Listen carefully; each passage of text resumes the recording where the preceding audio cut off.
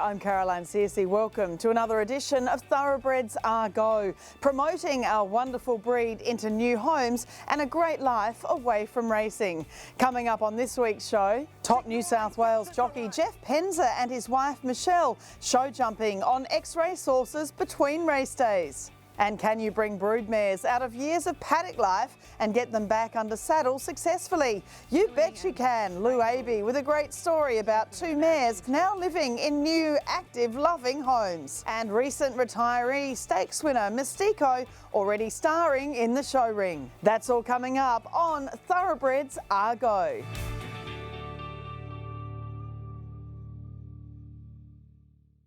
Without doubt, jockeys are some of our most accomplished horsemen and women, and some take that into the equestrian world. After a nasty fall in 2019, leading New South Wales jockey Jeff Penza used thoroughbreds off the track to help him back to race riding. And now he and his wife Michelle are excelling in show jumping competition.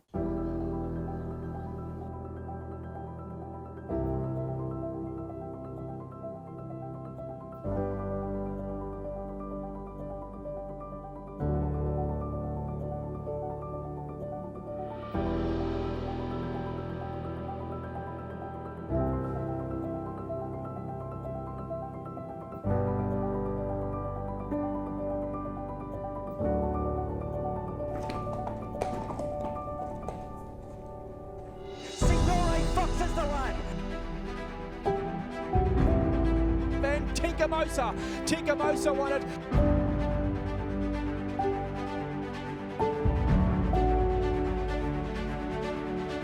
Jeff, you obviously travel far and wide for your race riding as a jockey, but you also find plenty of time to fit in these horse shows. It's an incredible balance you achieve. Yeah, no, it takes a little bit of work, but it's if I didn't sort of put the effort in to try and do both, I wouldn't get to the shows, and the shows are something I really enjoy, and I've worked out a way where I can get my horses work during the week nice and early and head off to the races, and on the weekends I've done shows before and after races, so yeah, it's hard work, but it's working out. Tell me about your background. I mean, as a jockey, I mean, you regularly ride over 100 winners in a season. It's quite incredible.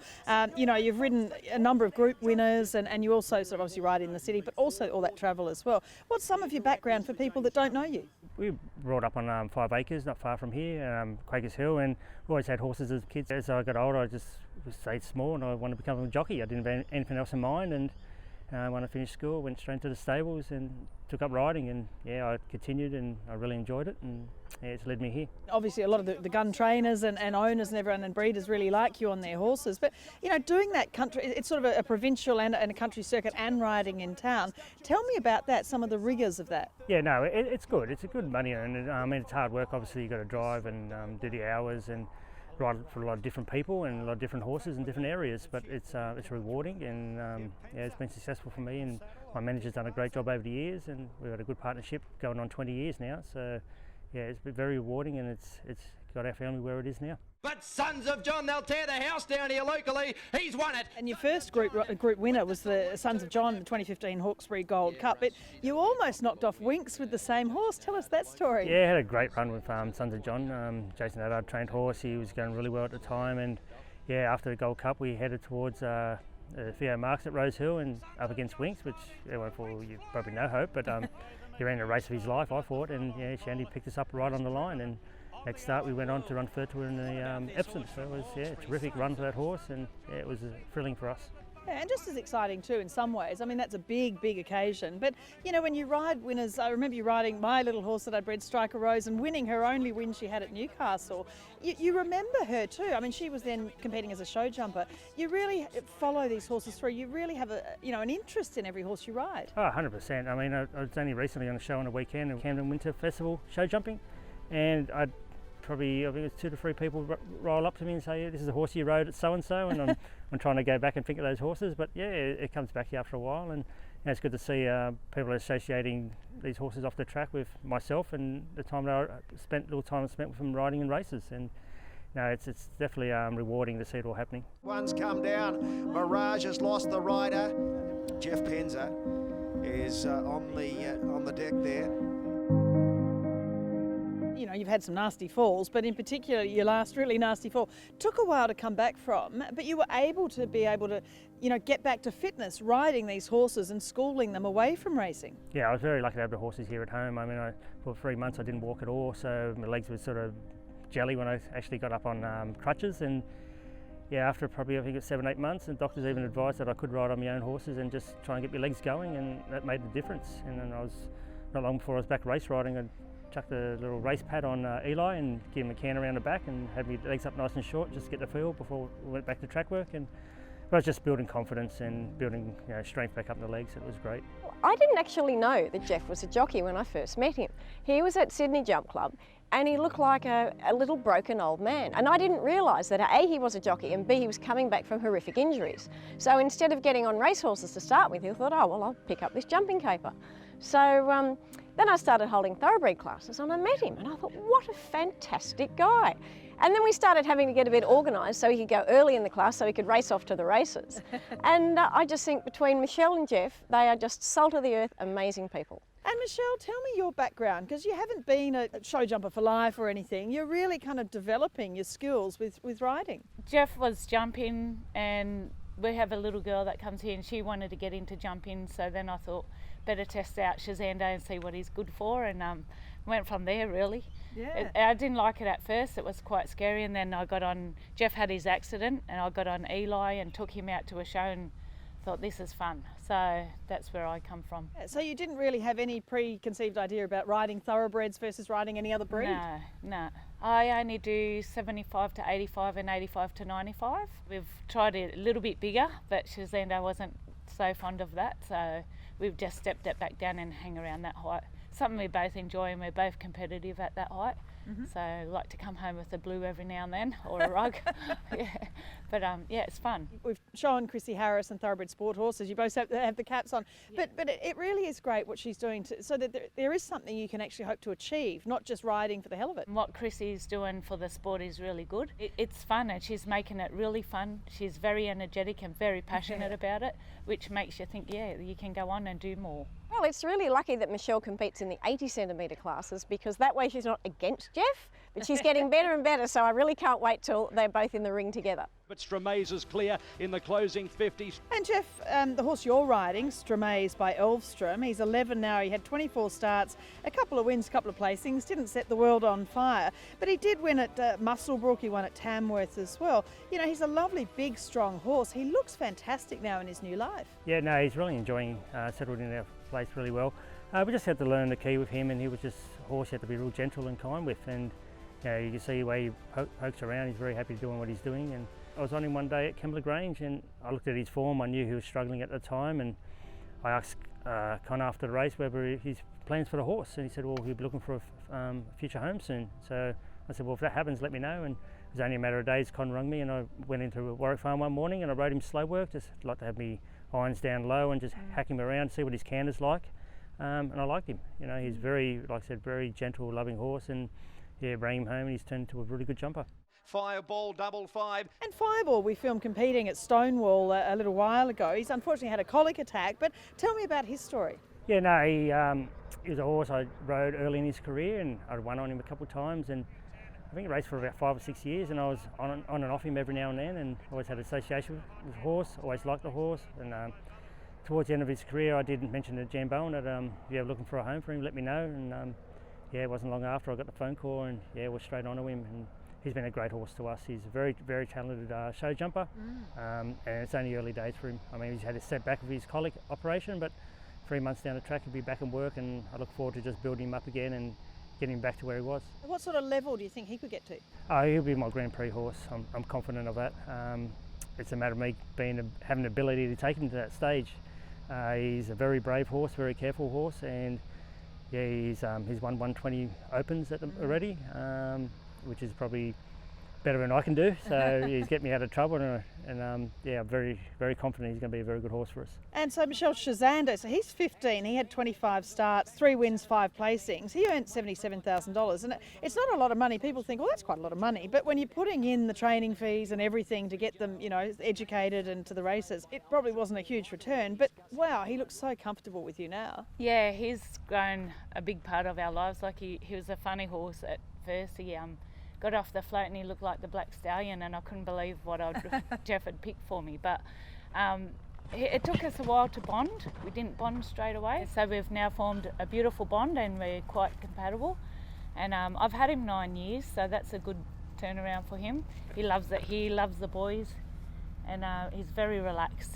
Time permitting, get up nice and early and jump on them, and I'd like to spend as much time as I can on them. But it's not necessarily just jumping, but fitness-wise, I think is very important. I like to have the horses prepared for a day at a comp, a long day at a comp, and yeah, I have a little jump around the back, around the arena, then a little workout on the track at the back, and yeah, fitness is very important, and obviously you want to do enough jumping to have your eye in, and horses' confidence built up, and jumping the right height is obviously a key factor in building their confidence. If a horse is enjoying what it's doing, it's half the battle. I mean, you see some horses are probably tiring throughout the day, and I don't want that. I want to take my horses there, and I want them ready to bounce. Like if you let a horse loose in a paddock, he just, obviously if he's feeling good about himself, he's going to run around and kick his legs up, and I want that sort of feeling when I ride a horse at a comp, and I want him ready to go and happy. Well, when you understand a little more about jockeys, if you say to them, because we jump probably mainly at 325 or 350 metres per minute, you say to a jockey, this is the speed I want.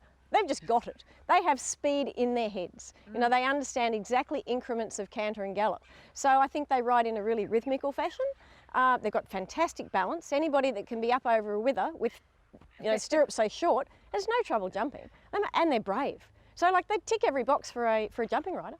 Michelle, you're obviously learning a lot from Jeff, I guess, as well, just with his sort of horsemanship skills as a jockey and onwards. Tell me, I mean, what you get out of the schooling. It looks as if you really enjoy it. Shazando, his ears are pricked and he looks as if he's enjoying it too. What are you learning? You've learned obviously from Jeff with his horsemanship, but what do you really enjoy doing? Yeah, I actually like to come away feeling that I've learnt something. It can be different things every day. I have a lot of fun. It's just to get out and get fit, keep my fitness as well as the horse, and Jeff teaches us a lot, so it's more about trying to keep that balance and the head straight and the right shoulder forward, and there's so much to learn, and every day is a new learning curve, I say. It's freedom, it's a feeling of freedom on the horse. Yeah. And the competitions themselves, I mean, particularly this one we're looking at with Thoroughbred Sport Horse, honestly, it's such a community, isn't it? I mean, you see the same people riding in the similar classes, and it depends on if your horse is having a good day or you're having a good day or a bad day. I guess the results are always different, but what a great fun time out. Yeah, it's good fun, and it's fun for both of us to get out and sometimes we get to compete against each other, so that's always a bit of fun. Yep. How do you go with that, Jeff? Are you sort of a bit more thinking, oh, do I want to beat Michelle, or is it win at all costs? I always win at all costs, yeah. Yep. No question there, I'd admit that. But Michelle, she's got a competitive edge as well. I mean, she went from someone who didn't want to jump a horse to hooning around the 80 and 90 centimetre courses. So she's come a long way and she's really enjoying it. And I think a lot of people would enjoy it if they could actually get to that stage, and and it doesn't matter what height you're jumping. It could be 55 centimetres if that's your height you want to do, and it's enjoyable and it's a great sport. So yeah, it's good to be where we are. Yeah, and I find it, like you say, it's all a community base. Like everyone knows everyone in the show jumping, and it's fun to see everyone out, and it's like a day out, and it's a social day, and yeah, it's fun. So people that might be riding different stock horses or some other sort of breed, what would you say, Jeff, to them as far as these thoroughbreds? I mean, you know them inside out, but they're such wonderful horses, aren't they? Oh, they're so practical. I mean, obviously you train them up the way you want them to be, and they're very trainable. People do presume they see this pumped up racehorse running flat out amongst other horses. I think that's how it is, but it's not that the case. I mean, our horses, you take them to the show, they just walk on the float, they tie up the float all day, and you jump on and ride them, and they come back and they're happy to do all that. Very good jumpers, I've learnt. Obviously Vicky Roycroft, she's mentioned to me, her best horse was a Thoroughbred. Took her to the Olympics, and they definitely have the ability. They're readily available if you find a decent trainer, and you can get the right horse to suit you, and you can, it's a very doable thing. They're just fun, they're sporty, they're adaptable, And they're very funny. They've all got different personalities, which I love, so it's funny. Yeah.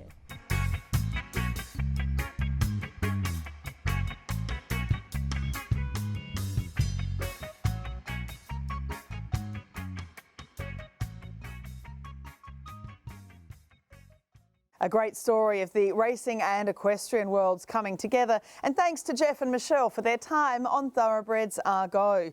Coming up after the break, bringing retired broodmares out of the paddock for a new life back under saddle.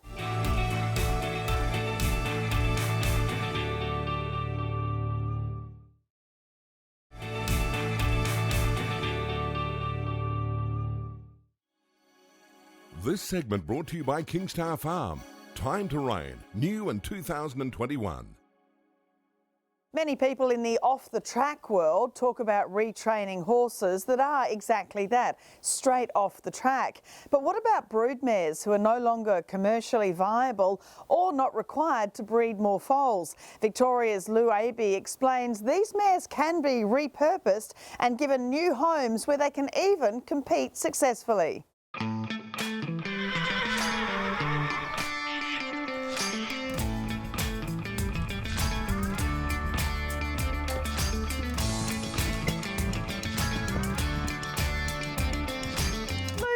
About your business and your interest in retraining thoroughbreds. Obviously you've been involved in riding thoroughbreds since you were very young. Yes, had a long history with the thoroughbred. Started off when I was about 12. I started riding track work and then got a few horses through Pony Club, had a few good thoroughbreds. Yeah, did some other sports with them, some polo cross and camp drafting, and then I've been lucky enough in more recent years to have a couple of very talented thoroughbreds that have been extremely good to me, show jumping and eventing. And there were very few thoroughbreds when I started, and now in more recent times, yeah, there's a big field, so there's a lot more people are choosing a thoroughbred as a jumping horse, which I think is fantastic. In the last 12 months, Racing Victoria have launched a program called the Reset program. It's aimed for the horses that don't have a great deal of options. Through that program, I've had 2 mares come through here. They had about 16 weeks of training each before they were successfully rehomed. Racing Victoria funds the training and funds all the animal health, the vet checks and feet and all the work that's needed. It's a terrific idea for those kind of horses that didn't have any options, then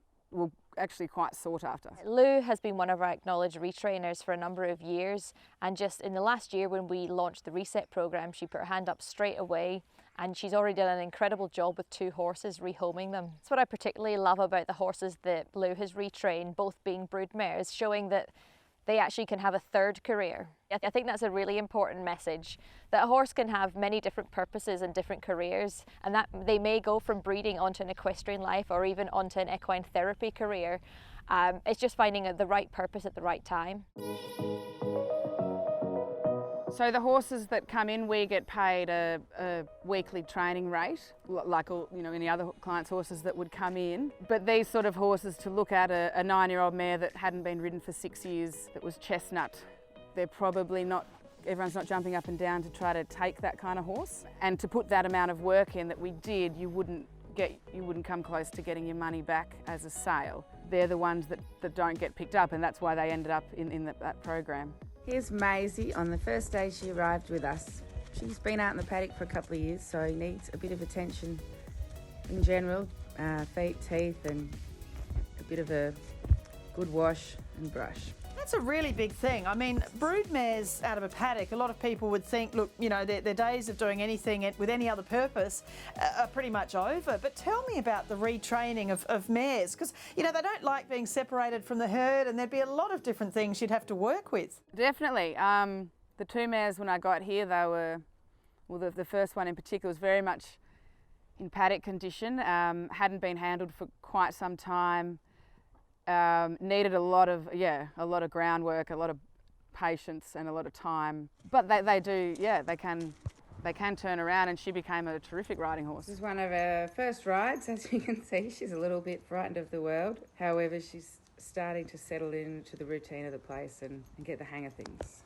This is the 6-week mark of Maisie's retraining. She's starting to do some nice work on the flat, starting to work into her frame. She's developing a bit of top line, filling out and getting a shine about her coat. And tell me about the second mare. Now the second mare, Retro Lass, she didn't actually, I don't think she had any foals. She was a 9-year-old when she came to us. She raced as a 2-year-old in New South Wales unsuccessfully, and then one of the owners of the syndicate group took her on and paid for her adjustment for 6 years at a stud, and he lost his business through COVID, and I think that's how she came into the reset program. So the first mare, Marisa Brown, she's in Sydney with a young girl, Flo, who absolutely adores her, and she lives a life of luxury. She's stabled and at Centennial Park in Sydney, so she has beautiful hacks out and a very great life. And the second one, Retro Lass, which was Tully, she was bought by a teenage girl in Tasmania. She's down there and going really well, and I get lots of updates from both the girls about their horses, which is really nice.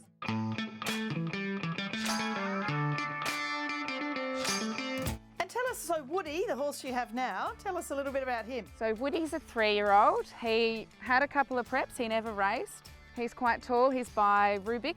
He's just a really, really, really lovely horse. A friend had him, she didn't have the time to put the work in. She asked me to take him on and put a bit of work in and see if I could find him a home, which I said I would. He's been one of the more simpler horses. If they're all as easy as him, our job would be very easy. He's had about 8 to 10 weeks work. He's very quiet. We can hack out. He can go out on his own. He's not worried by anything.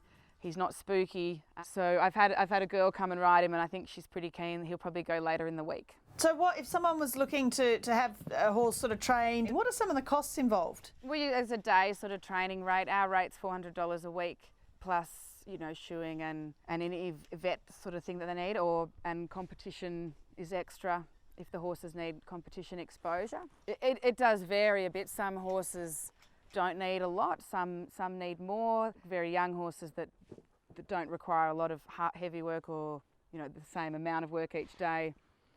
It does vary. And tell me about your other horse you're riding there today. So his name's Macca. He raced as also known as. He's by Zabeel.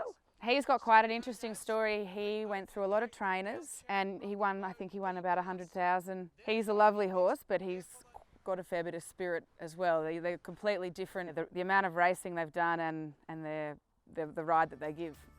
Hugely fulfilling because you get something that is a bit difficult and you get to see how they can turn around and how much they've got to give in so many different avenues. Anyone that's involved in the racing industry with the horses, there's so many ways to stay involved and keep track of the horse that has been a part of your life and support them. So get in touch with Racing Victoria or get on the off the track community. Find a retrainer. There's so many people out there that can provide you with information and support. What a great story, particularly for anyone wondering about giving a broodmare a new life. Coming up on Thoroughbreds Are Go, in Arrowfield Stud Strappers Stories, the recently retired Mystyko already winning ribbons in the show ring.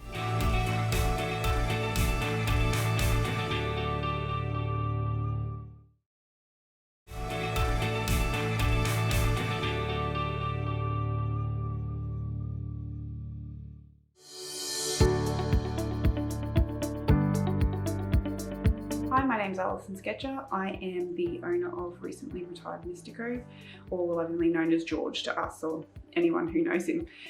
I met George back in 2016 when his trainer Trevor Rogers moved up to Queensland from Victoria with a small team of his horses, and it was instant love when the big gangly 3-year-old chestnut came off the truck. It was love at first sight for me. I strapped George a couple of times before working for Trevor. And he was so easy to have at the races. Even though he's big, he doesn't know how big he is most of the time. Then I started working for Trevor, and he was the highlight of my everyday. Picking up his yard he was a menace. He would tip the bucket over, or he would steal the rake, or he would chew on my hair, whatever he could do. He's lucky he's cute, but he knows he's cute, which isn't always a good thing. When Trevor decided to move back to Victoria, I begged and pleaded that they don't forget me when George retired, and I'm very lucky that they didn't forget me, and I don't think I would have let them, but I followed him from afar whilst he was racing back in Victoria, watching him go from the picnics winning at the picnics and going up and winning, you know, a listed race and in the Abey Stakes, I believe it was, and over $400,000 in prize money. So he was pretty successful in the end, placing in group races and making it into Group 1s, racing against some of our best sprinters in the country. So very proud of him, watching from afar. I always made sure I knew when he was jumping out or trialling. So I was very lucky that when he retired in April of this year, thankfully sound and went around the track sound. Trevor called me that afternoon and told me that they'd all decided that he was retired and that he'd be coming back up to Queensland for me. And I'm very appreciative of everything that Trevor Rogers and Richard Anderson from Quilly Park have done for me. They actually paid for him to come back up on a truck to Queensland for me. They love him as much as what I love him, so it means the world to me that they've trusted me with him. I send as many photos as I can, some videos of his progress, and they love following him and where he's at now. I'm sure they miss him. They're proud of him. I've only had George for just over 10 weeks now. We took him to his first show on the weekend. And he handled it really well, like a professional I knew that he would be. Came home with third best presented thoroughbred, and that's all you can ask, is that he behaved, and a ribbon was always only a bonus for us. He did really well and he looked amazing. Very proud of him.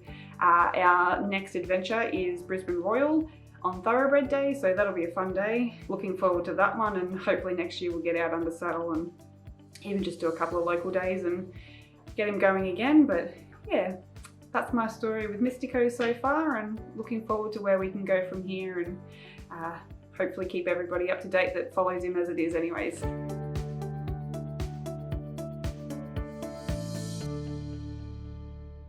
A popular horse, Mystyko, and great to see him so well cared for by Alison. That is it for this week's Thoroughbreds Are Go. Join me again next week as we bring you another story from the Coonabarabran Inter-Schools Expo in New South Wales, encouraging young riders to forge a career in the thoroughbred industry, and equestrian competitions encouraging the uptake of thoroughbreds as sport horses don't happen without sponsors. Chrissy Harris of Thoroughbred Sport Horse explains how important it is for the racing and breeding industry to support these shows and the great rewards they receive in return. That's next week on Thoroughbreds Are Go. I'm Caroline Searcy. Look forward to seeing you then.